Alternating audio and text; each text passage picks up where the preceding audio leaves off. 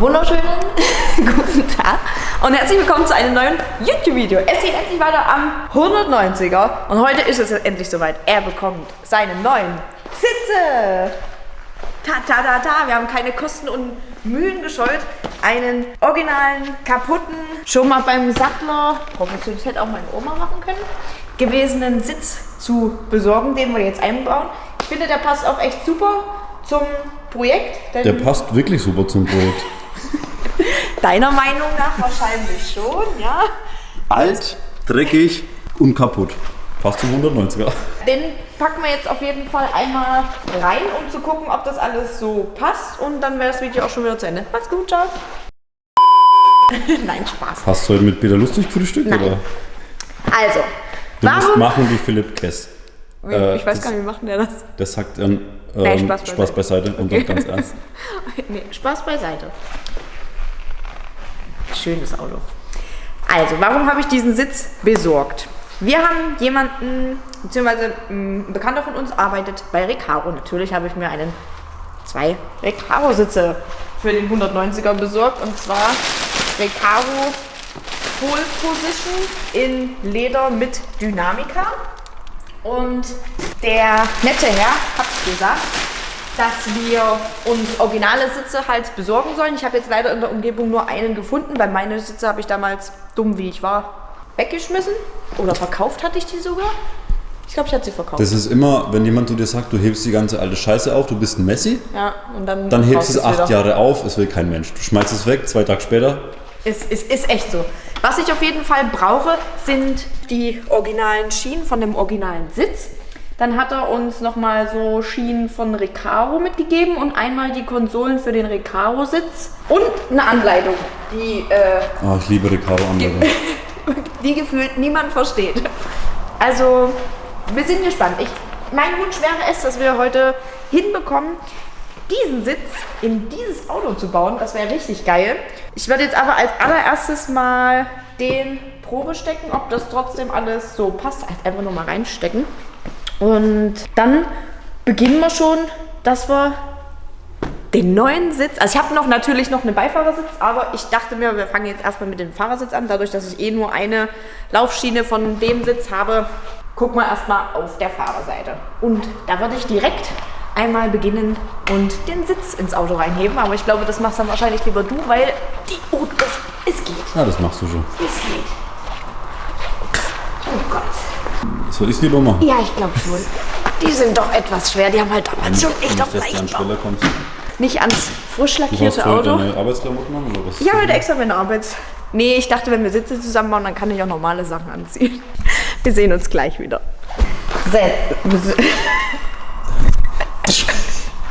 Jetzt nochmal, ganz langsam. Also, Okay, wir fangen nochmal ganz langsam an. Also, Sitz ist jetzt drin. Was mir jetzt wichtig war, ich weiß nicht, ob es einen Unterschied zwischen Modellpflege und Vormodellpflege gibt. Da muss ich gerade an Pascal denken, an unseren Kumpel. Der hat nämlich, was hat er gesagt? ein gepflegtes Modell. Ich weiß nicht, über was die Jungs sich unterhalten hatten. Ja, wir haben uns über C63 Vor-Facelift und Facelift unterhalten und habe ich gesagt, naja, bei BMW ist ja Facelift und Ja. bei Mercedes sagt man ja Mopf, also Ja. Modellpflege. Die Modellpflege ist das Facelift. Ja. Dann hat er gesagt, ja, was willst du mal mit Mopf? Sind die alle so gepflegt? Ich sage, was willst du jetzt? Gepflegte Modelle. Ja gut, ich meine, für Leute, die vielleicht jetzt nicht so im Mercedes-Thema Das geht da raus drin an sind. die Firma LP voll. Ja. Wir lieben dich. Und ich wollte halt einfach gucken, ob die Schienen von Vormodellpflege und Modellpflege halt das so passt, weil ich nicht weiß halt, von welchem Baujahr dieser Sitz war. Das konnte mir der Verkäufer auch nicht sagen. Aber, wie wir sehen, ich hoffe, ihr könnt es erkennen, Passt. das passt. Also. Sitz wieder raus und dann geht es daran, dass wir die Laufschienen demontieren.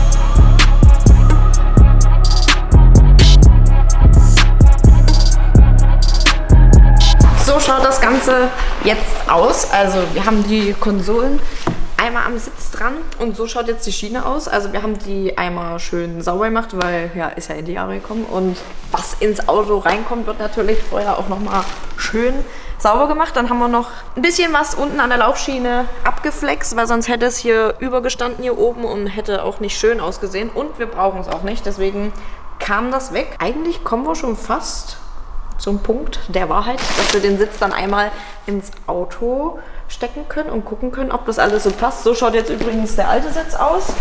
Hat mir jetzt auch gerade schon jemand bei Instagram geschrieben, ob er ihn noch haben kann. Das ist toll. Ja, scheint heiß begehrt zu sein. Also ich brauche nicht. So, jetzt schauen wir einfach mal. Ich gerne den euch mal um. Oh, jetzt mit Konsummaschinen ist es natürlich noch mal ein bisschen schwerer geworden. Aber so schaut das jetzt aus. Sieht natürlich jetzt sehr abstrakt aus, weil es im Auto nach hinten... Im Auto könnt ihr ja sehen, können wir mal herkommen.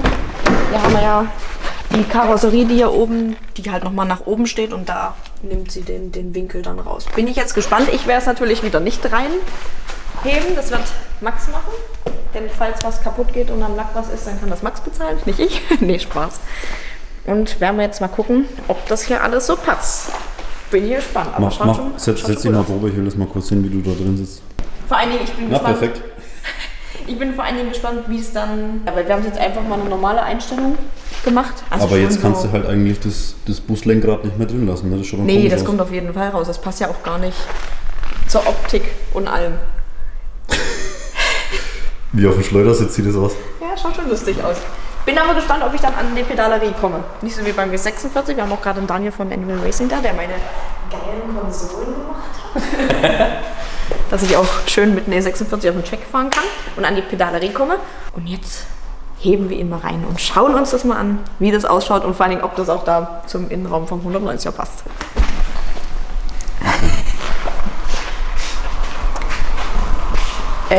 Kurzer Themenwechsel. Das ist gerade mega interessant, schaut euch mal an. Der Daniel scannt nämlich gerade den Motor und das Getriebe. Das könnt ihr dann da auf dem Bildschirm sehen. Mega interessant. Für was macht ihr das jetzt genau? Oder was habt ihr vor zu machen?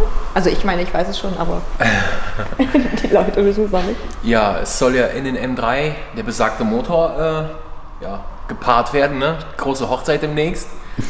Und so der Plan, ja. Damit wir nicht auf uralte Steinzeitbasis irgendwas mit Zollstock und viel Fräsen, Kanten etc. machen müssen, können wir das jetzt dreidimensional komplett darstellen. Also wir scannen den Motor ab und wir scannen den ganzen Bauraum ab und dann können wir virtuell den Motor ins Auto legen und die Positionen davon bestimmen und daraufhin die ganzen Halter konstruieren und anpassen. Und ihr habt das dann alles eins, also quasi die ganzen Maße und so, das könnt ihr euch dann alles damit holen und das ist ja praktisch. Übrigens, M4-Block kommt im E46. Noch nicht so viel verraten. Es ist doch noch nicht Weihnachten. Ja. So, schön brav weitermachen jetzt hier. Ja, aber los. Sitz ist auch drin. Ist ein bisschen hoch. Ist der gerade schon wieder verrutscht? Ich könnte jetzt theoretisch, eventuell soll ich mal Probe sitzen? Wenn du vorsichtig und geschmeidig da reingleitest, auch nämlich noch keine... kommst du da mit den Füßen am Lenkrad vorbei? Oh Gott, nee. Nee. Nee, ich glaube, wir müssen jetzt erstmal... Gleich zu dicke Oberschenkel. Oh. Nee. Dann, ja, jetzt ist er gerade auf der höchsten Einstellung, also außer hier jetzt, ja, lösen wir die Schrauben nochmal, setzen sie dann nochmal ganz unten an, damit wir sehen, dass wir hier mal ein bisschen tiefer kommen, weil so wird das nämlich nichts. So schaut das Ganze doch schon mal viel, viel besser aus, obwohl er echt extrem noch weit oben ist. Aber dadurch, dass ich klein bin und sehr kurze Beine habe, wird es für mich wieder perfekt sein, wahrscheinlich. Wir gucken einfach mal. Jetzt nur mal 2 Schrauben, obwohl es echt... Okay, ist schon schwierig einzusteigen. Ja, ich glaube, da müssen wir noch so ein bisschen was verändern. Ja. Aber ja? Für mich wäre es jetzt eigentlich nicht schlecht. Weil gucken und durchtreten gar nicht sitzt perfekt. auf jeden Fall drin wie im Sofa. Ja. Aber nee, also irgendwie muss ein bisschen was passieren. Das sieht sehr komisch aus. Es könnte schon noch ein Stückchen runter. Die Lehne ist zu gerade auch. Ja, irgendwie. Fühlt sich vor allem das Lenkrad, du hast das Lenkrad am Schoß. Ja, es fühlt sich irgendwie nicht so geil an.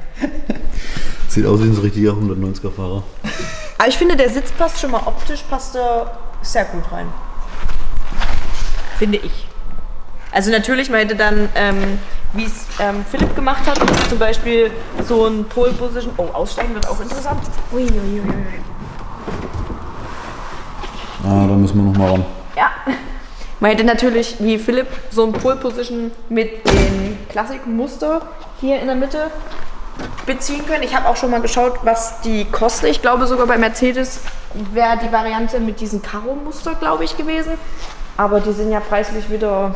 Aber das kann man immer noch machen, weil du weißt ja, Kann man immer noch machen. die sind ja nur... Ja, die sind so reinge...